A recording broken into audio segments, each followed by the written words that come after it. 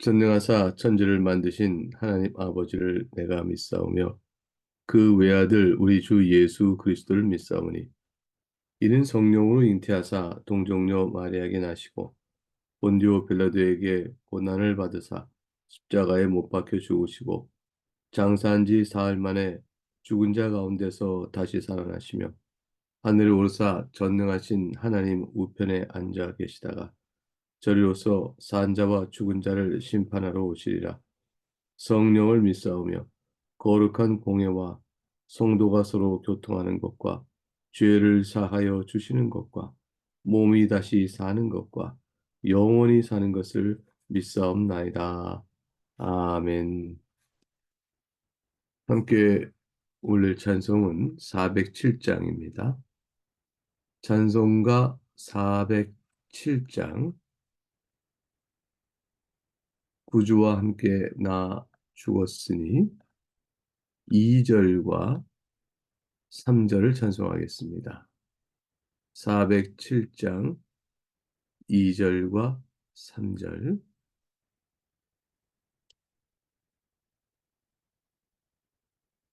시작하겠습니다. 시작. 마음속에 시험을 받을 때와 무거운 근심이 있을 때에 주께서 그때도 같이 하사 언제나 나를 도와주시네. 언제나 주는 언제나 새 생명 주시나니 영광의 그날에 이르도록 언제나 주만 바라봅니다. 뼈 아픈 눈물을 흘릴 때와 쓰라린 마음으로 단식할 때 주께서 그때도 같이 하사 언제나 나를 생각하시네. 언제나 주는 날 사랑하사 언제나 새 생명 주시나니 영광의 그날에 이르도록 언제나 주만 바라봅니다.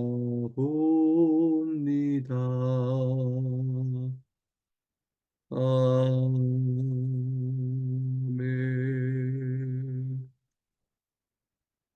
네, 5월 1일입니다. 오늘부터 살필 주의 복된 말씀은 사도행전입니다.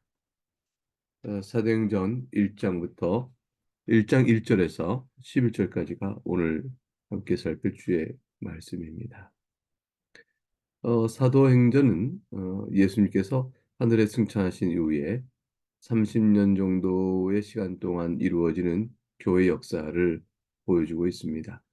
그것은 이제 복음이 보편적으로 이방인의 땅까지 전파되는 과정을 보여주고 있는 것이죠. 지역적으로 말하면 예루살렘으로부터 유다, 이렇게 사마리아 땅끝 모든 민족으로 또 모든 민족에게로 전파되는 과정을 보여주고 있습니다. 이런 일들이 있기 위해서 오순절날 성령이 강림하신 사건이 기록되고 있고요. 그걸 통해서 유대인들만의 교회가 아니고 혈통적으로 이스라엘에 제한되지 않고 믿음을 기초로 하여 세워지는 보편적 교회가 탄생하게 되어집니다. 성령 하나님께서 교회를 통해서 끝까지 복음을 전파하도록 이끌어 가시죠. 그래서 사도행전은 1장, 이제 7장까지는 예루살렘 교회의 탄생과 성장, 그걸 보여주고 8장부터 12장까지는 그 복음 전파의 지역이 넓어집니다. 사마리아, 팔레스타인 지경을 넘어서 두로, 수리아까지 확장되는 교회의 역사를 보여주고 13장부터 이제 28장까지는 땅끝까지 복음이 전파되는 과정. 그래서 이제 만약 이 과정이 계속도 기록되고 있다면 오늘 한국 땅까지 전파되는 과정이 이어지겠죠. 그런 이제 사도행전적 역사, 이 성령 행전이라 할 것입니다. 성령 하나님께서 복음을 이끌어 가시고 또 사도들을 이제 사용하여 교회를 세우신 과정이 있었기 때문에 사도행전이 하지만 성령께서 행하시는 일이다. 그 역사를 보여주고 있습니다. 오늘 본문에서 보고 있는 1절부터 3절 내용을 먼저 주의 말씀을 보겠습니다. 데오빌로여, 내가 먼저 쓴 글에는 무릇 예수께서 행하시며 가르치시기를 시작하신부터 그가 택하신 사도들에게 성령으로 명하시고 승천하신 날까지 이를 기록하였노라. 그가 고난 받으신 후에 또한 그들에게 확실한 많은 증거로 친히 살아계심을 나타내사 40일 동안 그들에게 보이시며 하나님 나라의 일을 말씀하시니라. 하나님의 말씀입니다. 사도행전에서 내가 먼저 쓴 글에는 1절에 이렇게 되어 있죠. 누가가 말하고 있습니다. 사도행전 저자는 누가입니다. 누가복음을 썼던 누가. 누가가 이제 먼저 쓴 글이 있었다. 그러니까 누가복음을 뜻하죠. 데오빌로에게 썼다. 이렇게 되어 있는데 데오는 이제 하나님이라는 뜻이고 빌로는 사랑이라는 뜻입니다. 근데 데오 그럼 하나님에게 사랑 이렇게 두 말이 합쳐져 있어서 사랑은 하나님의 것입니다. 또 하나님에게 사랑이 있습니다. 이런 정도의 뜻을 가지고 있죠. 데오빌로는 이제 그리스와 마게도니아 지역을 합한 그 지역의 총독이었을 것으로 추정합니다. 앞서 쓴 글이 다 이렇게 누가복음일 텐데 누가복음에 어떤 글이 쓰여 있을까요? 누가복음에 보게 되면 예수께서 행하시며 가르치시기를 시작하신부터 그가 택하신 사도들에게 성령으로 명하시고 승천하신 날까지 이를 썼다라고 오늘 본문에서 말씀하고 있죠. 누가복음에 다뤄진 내용이 뭔지 바로 밝혀주고 있습니다. 그 사도행전은 이어서 같은 누가가 데오빌로에게 쓸 때 어떤 내용을 추가로 쓰고 싶어서 누가복음을 썼음에도 불구하고 이어지는 것일까요? 3절에 그 내용이 나와 있습니다. 그가 고난받으신 후에 또한 그들에게 확실한 많은 증거로 친히 살아계심을 나타내사 40일 동안 그들에게 보이시며 하나님 나라의 일을 말씀하시니라 라고 이제 시작하고 있죠. 그리고 그 후 역사를 쓰고 있는 겁니다. 이러한 역사의 이거 왜 전개될 필요가 있었을까요? 그것은 하나님께서 이미 작정하신 구원 역사를 전개하는 과정 속에 필요한 것이 되어지죠. 특별히 이제 2절에 보게 되면 아니 3절에 그가 택하신 사도들에게 성령으로 명하시고 승천하실 날까지 이래서 보듯이 이렇게 되어 있는데 사도에게 성령으로 명하시고라는 것은 성령을 통해 복음 전파의 사명을 위임하셨다는 것입니다. 그래서 하나님께서는 구원 역사를 작정하시고 예수님께서 승천하신 후에 성령을 보내시사 성령을 통해 명하시어 주님께서 설립하시 오신 교회의 사역을 이루어가도록 하셨습니다. 사도들을 사용하여 복음을 전파하게 하셨고요. 교회를 세워가셨고요. 그래서 그 모든 일이 보혜사 대신 또 다른 영이신 성령 하나님을 보내심으로 이루어지는 그리스도의 사역임을 우리에게 보여주고 있죠. 하나님 나라의 특징은 아니 사도행전의 특징은 하나님 나라를 중심으로 되고 있다는 사실을 말해줍니다. 그건 예수 그리스도께서 이 땅에 오실 때에 무엇을 위하여 오신 것인가를 바로 보여주고 있는 것이죠. 우선 사도행전 1장 3절 오늘 본문에 하나님 나라의 일을 말씀하시니라 이렇게 되어 있죠. 근데 사도행전 맨 마지막 장 28장 31절에 가도 하나님 나라를 전파하며 주 예수 그리스도에 관한 모든 것을 담대하게 거침없이 가르치더라 이렇게 되어 있어요. 그래서 사도행전은 하나님 나라로 시작하여 하나님 나라로 마치게 되어 있습니다. 예수님께서 부활하신 후에 40일 동안 제자들에게 나타나 보이시사 그들을 가르치실 때 그 성경이 뭐라고 되어 있어요? 비로소 하나님 나라를 말씀하셨다. 이렇게 되어 있어요. 근데 그때만 하나님 나라를 가르치셨지만 그때서 처음으로 하나님 나라를 말씀한 것이 아니고 사실 예수님께서 이 땅에 공생을 시작하실 때 하나님 나라를 선포하셨죠. 그래서 사복음서와 사도행전을 다 합쳐서 보게 되면 하나님 나라의 표현이 무려 60회나 사용되고 있습니다. 그중에서도 사복음서와 사도행전 합친 60회의 하나님 나라 사용 가운데 38회가 누가복음과 사도행전에만 집중적으로 나타나죠. 마태복음에서는 천국이라는 표현으로 나타나고 있습니다. 예수님께서 사역을 시작하실 때 마가복음 1장에 가게 되면 14절과 15절에 요한이 잡힌 후 예수께서 갈릴리에 오셔서 하나님의 복음을 전파하여 이르시되 때가 찼고 하나님 나라가 가까이 왔으니 회개하고 복음을 믿으라 하시더라. 이렇게 되어져서 이미 하나님 나라가 시작되고 있음을 보여줍니다. 그건 누가복음도 마찬가지입니다. 예수님께서는 바로 이 하나님 나라의 복음을 전하러 오셨다라고 말씀하세요. 누가복음 4장 43절의 말씀이죠. 그리고 예수님께서 모든 이적과 기사를 베푸실 때 누가복음 11장 20절에 귀신을 쫓아낸다면 하나님의 손을 힘입어 귀신을 쫓아낸다면 하나님 나라가 이미 너희 임한 것이니라. 그리고 제자들에게 권세를 주시고 귀신을 제하고 병을 고치는 능력과 권세를 주시고 그리고 말씀하시기를 하나님 나라를 전파하라 이렇게 말씀하셨어요. 그래서 예수님의 사역은 하나님 나라를 알리고 증언하고 선포하시는 것이었고 따라서 당연히 승천 이후에 성령을 보내시사 교회를 설립하신 이후에 교회가 맡을 일도 하나님 나라의 전파라 이렇게 볼 수 있습니다. 이 하나님 나라는 세속의 나라가 아니기 때문에 아는 자가 제한되어 있죠. 하나님 나라의 비밀은 주께서 은혜 주신 자가 봅니다. 예컨대 요한복음 3장에 보게 되면 니고데모가 나오죠. 사람이 늙으면 어떻게 나을 수 있습니까? 두 번째 뭐 어떻게 들어갔다 나을 수 있습니까?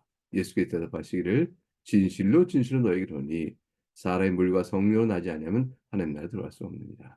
하나님 나라를 알고 하나님 나라를 소망하고 하나님 나라 백성으로 살기를 원하며 이 땅의 신앙의 여정을 살아가는 믿음의 사람들은 다 물과 성령으로 거듭나는 하나님의 은총을 입은 자들입니다. 성령 하나님이 바로 우리와 함께 계시다라는 것을 볼 수가 있죠. 예수께서 다시 오셔서 완성할 하나님 나라 그것이 계시록에 기록되어 있고 계시록 1장 5절과 7절에 만물을 새롭게 하시고 이르시되 나는 알파와 오메가요 처음과 마지막이라. 생명수 샘물을 목마른 자에게 값없이 주리니 이기는 자는 이것들을 상속받으리라. 그 다음에 중요한 말씀 나는 그의 하나님 되고 그는 내 아들이 되리라. 그 관계성 안에서 하나님 나라의 완성이 이루어지게 되어집니다. 이제 본문의 4절과 5절 사도행전 1장 4절과 5절을 주의 말씀을 받들어 읽겠습니다.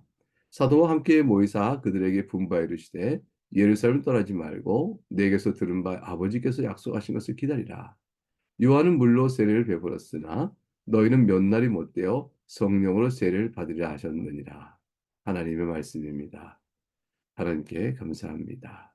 무슨 말씀일까요? 약속된 것을 기다리라. 그리고 성령으로 세례를 받으라. 이렇게 이어지는 말씀 속에서 오순절에 있을 성령 강림 사건을 말씀하고 있죠. 예루살렘을 떠나지 말고라는 것은 예수 하나님께서 교회를 설립하실 때 예루살렘에서 교회를 세우실 것을 뜻하시고 계셨기 때문입니다. 예루살렘은 이사야 2장 1절과 3절부터 맥락 속에 나오는 것처럼 특별히 3절에 율법이 시온에서부터 나올 것이요 여호와의 말씀이 예루살렘부터 나올 것이라 라는 말씀이 예언되어 있죠. 그래서 사실은 예루살렘으로부터 주의 말씀이 나오고 그것이 바로 교회의 설립을 통하여 보편교회 전 이방의 땅까지 복음이 전해지는 그런 역사를 이어가게 됩니다. 미가서 4장 2절에도 마찬가지로 이용되어 있죠.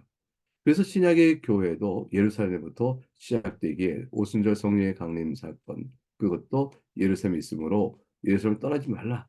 핍박과 박해와 어려움이 있겠지만 떠나지 말라고 주께서 행하실 때까지 그곳에 있으라 말씀하셨습니다. 아버지께 작성하실 기대라 그랬습니다. 무엇인가 사건이 있을 것을 말씀해 주고 있죠. 주님께서 요한복음 14장에 이르시기를 진리의 영이신 성령을 내가 아버지께 구할 것이라 그랬습니다. 세상은 모르나 너희에게 알고 있는 그 진리의 영이신 성령을 내가 너희에게 아버지께 구하여 보낼 것인데 요한복음 15장 26절에 내가 아버지께로부터 너에게 보내사 곧 아버지께부터 나오신 진리의 성령이 오실 때에 그가 나를 증언하실 것이요 라고 했습니다. 그래서 성령의 오순절 가는 사건은 교회의 탄생이면서 구약과 신약 전체를 아우르며 예수 그리스도의 복음, 하나님 나라를 바로 증언하는 일의 역사가 이루어질 것임을 보여주는 것이죠. 요모 16장 7절 끝까지가 8절에도 마찬가지예요. 내가 보혜사를 너에게 보낼 것인데 그가 와서 죄에 대하여 의에 대하여 심판에 대하여 세상을 책망하시라 하셨습니다. 결국 하나님 나라의 증언은 세상의 악함을 드러내는 일이 되어지죠. 이 모든 일이 성령의 역사로 말미암아 이루어지고 그래서 교회가 탄생하게 되어집니다. 다시 말하면 구약에도 이 성령의 역사는 있었습니다. 성령 하나님의 역사는 있었으나 그러나 신약에는 보다 강력하고 또 신약이 하실 모든 일을 실제로 드러내시죠. 그래서 성령께서 늘 행하신 일들이 강력하게 구속사의 한 맥락 속에서 보편교로 확정되는 가운데 역사가 될 텐데 성령 하나님이 해나가신 일들에 대한 역사적 현시 그것이 바로 오순절 성령 강림 사건에 나타난 이적과 기사다 이렇게 볼 수가 있겠습니다. 5절을 보게 되면 요한은 물로 세례를 베풀었으나 너희는 몇 날이 못해 성령으로 세례를 받으라 이렇게 되어 있는데 성령으로 세례를 받는다는 것은 무엇을 뜻할까요? 요한은 물로 세례를 베풀었으나 마태복음 3장 11절에도 요한세례 요한이 이렇게 말하죠. 나는 너희로 회개케 하여 물로 세례를 베풀었거니와 내 뒤에 오신 이는 나보다 능력이 많으셔서 나는 그의 신을 들기도 감당하지 못하는데 성령과 불로 너에게 세례를 베푸실 것이라. 요한은 물로 세례를 준다는 것은 외적인 것을 표현하는 것이죠.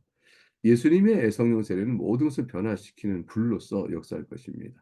심령에 타오르는 불로 정결한 심령이 되어지는 것이죠. 그래서 물의 세례는 표지요 상징이고 그것을 가리키는 참 실제는 예수 그리스도께서 보내시는 성령의 은혜입니다. 그래서 죄로 오염된 심령을 성령으로 정결케 하는 은혜를 입게 되는 것이죠. 불과 그 물로 성령으로 그럴 때 불은 종종 분노를 나타내고 파괴를 나타내지만 성령과 불로라고 말할 때는 이때 불은 성령으로 정결케 되는 은혜를 가리키는 것으로 이해하는 것이 옳겠다 싶습니다. 이제 본문의 내용에서 6절과 이제 8절 말씀을 받들어 읽겠습니다. 그들이 모였을 때에 예수께 여짜 이르되 주께서 이스라엘 나라를 회복하심이 이때니까 이르시되 때와 시기는 아버지께서 자기의 권한에 두셨으니 너희가 알 바 아니요 오직 성령이 너희에게 임하시면 너희가 권능을 받고 예루살렘과 온 유대와 사마리아 땅까지로 내 증인이 되리라 하시니라. 하나님의 말씀입니다. 제자들이 이제 묻게 됩니다. 주께서 이스라엘 나라를 회복하실 때가 이때니까 제자들은 하나님 나라를 이스라엘 나라와 동일하게 여겼죠. 그러니 하나님 나라가 이제 임할 때가 됐다. 왜냐하면 메시아인 예수님께서 부활하셨잖아요. 그리고 4절 5절에 아버지께서 약속하신 것, 곧 성령으로 세례받을 것을 기다리셨으니 그 이제 몇 날이 못돼 이 일이 이룰 것이므로 그러므로 결국 하나님 나라가 이루어지고 하나님 나라는 곧 이스라엘 나라니 이스라엘 나라가 회복될 때가 이때가 아니겠는가. 제자들이 묻게 되어졌습니다. 예수님의 답변은 7절에 때와 시기는 아버지께서 자기의 권한에 두셨으니 너희가 알 바가 아니오 라고 말씀하셨습니다. 어떤 일은 이 예수님의 답변이 책망의 말씀이 아닌가 이렇게도 해석하는데 그렇게 보면 다소 어울리지 않는 것은 제자들 너무 제자들 학습의 결과를 너무 비속하게 보는 거죠 사실은. 이미 부활하신 주님을 배웠거든요. 부활하신 주님을 배웠다는 것은 하나님 나라는 영적 성질을 이제 알게 됐다라는 사실을 알 수가 있죠. 40일 동안은 주님께서 또 하나님 나라에 대해서 가르쳤습니다. 그렇기 때문에 그들의 인식은 이제 하나님 나라가 무엇인지 알게 되었다 볼 수가 있죠. 그래서 이스라엘 나라를 세속적 나라로 이해하여 자신의 욕망과 정치적인 욕심을 이룰 때가 다가왔다. 이렇게 흥분하여 묻는다. 이렇게 제자를 보기에는 좀 다른 이해가 필요하다고 볼 것입니다. 그래서 하나님 과연 예수님의 대답은요. 너희가 여전히 하나님 나라를 세속의 나라 알고 있구나. 이렇게 책망하지 않으셨습니다. 말하자면 저들의 질문을 그대로 인정하신 것이죠. 다만 때와 시기에 대해서 말씀해 주고 계시죠. 그 7절에 때와 시기는 아버지께서 자기의 권한에 두셨으니 너희가 알 바 아니다. 라고 말씀하셨습니다. 제자들은 관심을 둬야 될 것이 때와 시기가 아니라 하나님 나라가 도래하고 라고 이미 어떤 형태로든지 이스라엘 나라의 회복이 있기 전에 있어야 하는 일이 어떤 것인가 이런 것들을 좀 알아야 될 일이 우리 관심사이어야 합니다.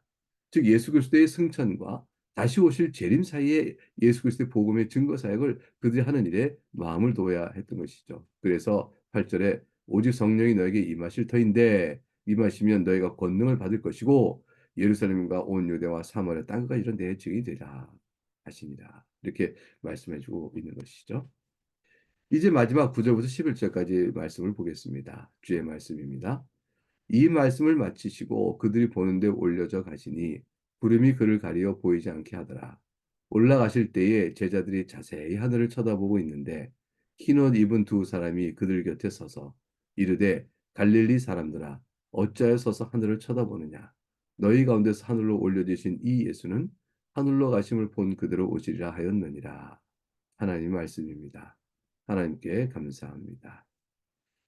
부활은 주께서 이스라엘 회복하심이 이때니까 그런 것과 관련되면 승천이 있을 것이다. 그리고 주께 성령을 보내실 것이다. 그리고 권능을 받고 땅까지 내 증인이 되어야 하는 사역. 이것을 통해 교회를 세운 일이 이어질 것임을 계속 이어서 말씀해 주셨습니다.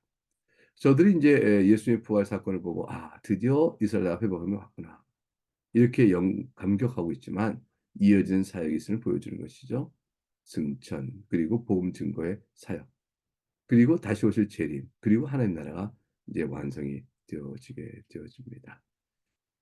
결국 이 모든 때와 시기는 아버지께서 두신 그 시기에 따라 이루어지니 우리는 언제 그것이 이룰 건지 알 수가 없습니다. 그러나 승천하신 주님, 부활과 승천하신 주님을 바라보면서 우리는 주님께서 우리를 위하여 행하신 또 다른 사역들을 성경을 통해서 우리가 알게 되어집니다. 첫째는 예수님께서 이제 하나님 아버지께로 다시 돌아가신 것이죠. 하늘에 계신 그곳으로 가십니다. 하늘 보좌 하나님 우편에 앉아 계시죠. 그리고 성령을 우리에게 보내주시고 우리를 위하여 또 기도해 주십니다.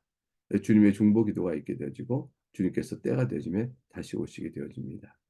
인성을 가지신 그리스도께서는 신성에 따라서는 하나님이시지만 인성을 따라 우리가 또한 하나님, 신성과 인성을 가진 주님께서는 하나님 우리 사이에 중보자가 되신 것이죠. 중보자로서 하시는 천상의 사역이 이어지는 것입니다. 그리고 천상의 사역이 이루어질 어느 때쯤에 주께서 때와 시기는 아버지 권한이신데 그때가 되어지면 주님께서 다시 지상에 임하시는 놀라운 하나님 나라의 역사가, 완성의 역사가 우리에게 펼쳐지게 되는 것이죠. 그때는 이제 우리들도 먼저 주님과 함께 이 땅의 짧은 인생을 마치고 우리 영혼이 낙원에 이르러 주님의 영광스러운 부활의 몸을 보고 또 다시 오실 그날을 위해 성도들과 함께 기도할 터인데 그때에 우리가 다시 부활의 몸을 입고 영광스럽게 그 때를 누리게 되어지겠죠.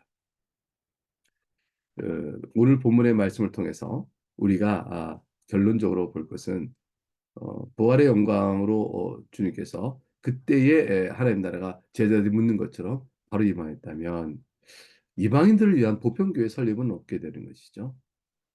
그러니까 아브라함 혈통에 따라 이스라엘 백성들 가운데 참된 믿는 자들만 구원에 이르게 되어지고 유대인 중심적 하나님 나라가 되어지는 거 아니겠어요? 주님께서 그렇게 하지 않으셨습니다. 그것은 주님의 뜻이 아니었던 것이죠. 그래서 부활하시고 그것으로 바로 하나님 나라를 이루지 아니하시고 승천하시고 지금까지 말씀드린 천상의 사역 끝에 하나님 나라를 이루십니다.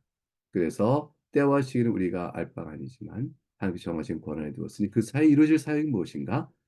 증언의 사역인 겁니다. 교회 설립을 요하는 증언의 사역이라 할 것입니다. 오늘 그 은혜를 입어서 우리가 이렇게 교회 시대를 살고 있는 것이죠. 성경을 읽으면서 옛절에 쓰여진 그 일들, 이 일들이 약속된 일들이 과연 주님 재림으로 다시 이루어질까? 과연 내 인생에 맞추어 나고는 가는 그 일들이 실상인가?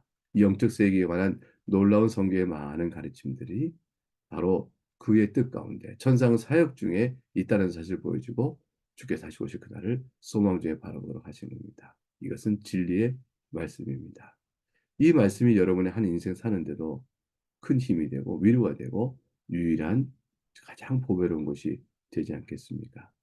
우리의 몸과 마음을 몸과 영혼을 지으신 하나님 아버지 그가 우리를 또 죄에서 구원하신 그리스도의 보내심 성령으로 우리를 새롭게 하시 이끌어가신 이 귀한 신앙의 활동 이것이 우리 가운데 일어나졌다는 것은 내가 시작한 신앙 활동이 아닌 것을 아는 이상 주의 은혜인 줄 우리가 진실로 고백하게 되어집니다. 이 말씀으로 여러분이 살아가는 오늘 하루의 인생 속에 큰 위로가 있고 힘이 되시길 바랍니다. 함께 기도하겠습니다. 사랑과 긍휼이 풍성하신 하나님 아버지 감사합니다. 주의 은혜로 교회를 세우시고 오늘 이렇게 교회를 통하여 복음의 증언을 듣게 하시고 증언되어진 이 복음이 성령의 활동으로 말미암아 전하는 자나 듣는 자 심령 속에 역사하게 하셔서 주께 천상 사역을 우리 가운데 이루어 나가시고 과연 때가 되어지면 이 땅에 임하시는 하나님 나라의 완성의 때를 바라보게 하심을 감사합니다. 주님께 영광을 돌립니다. 우리 주 예수 그리스도 이름으로 감사하며 기도합나이다. 아멘. 주님 같은 기도를 함께 올리겠습니다. 하늘에 계신 우리 아버지여 이름이 거룩히 여김을 받으시오며 나라가 임하시오며 뜻이 하늘에서 이루어진 것 같이 땅에서도 이루어지이다. 오늘 우리에게 일용할 양식을 주시옵고 우리가 우리에게 죄 지은 자를 사하여 준 것 같이 우리 죄를 사하여 주시옵고 우리를 시험에 들게 하지 마시옵고 다만 악에서 구하시옵소서. 나라와 권세와 영광이 아버지께 영원히 있사옵나이다. 아멘.